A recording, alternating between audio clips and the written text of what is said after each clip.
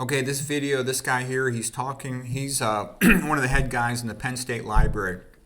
And the university libraries are frustrated and pissed off because the ebooks are destroying their libraries.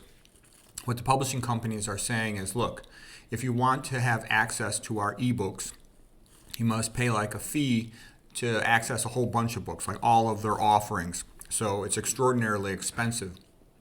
And these libraries are kind of getting bankrupted. In addition, they don't allow the library to own the book. They simply lease the right to access the books for 1, 2, 3, 4 years, whatever it is. And so it's becoming so expensive the libraries can't afford this. And the relevance also is that anytime it wants, the publisher can just delete an article. Like, let's say it thinks the publisher is politically incorrect. They can just delete that publisher's book. So let's say some corporation says, I don't want you to publish that book because it harms our profit margin. They'll just delete the book.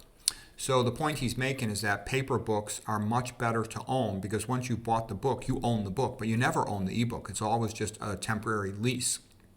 And they made it a temporary lease because they were afraid people would just copy them and give them to each other.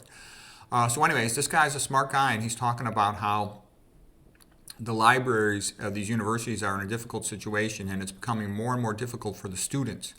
The books are so expensive, students can't afford textbooks, and many of the textbooks, they know they're only going to use them for the one semester for a given class.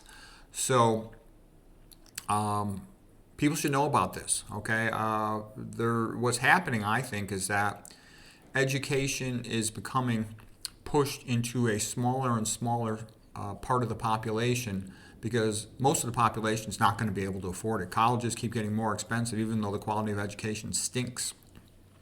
So it's also becoming more valuable to be able to teach yourself something.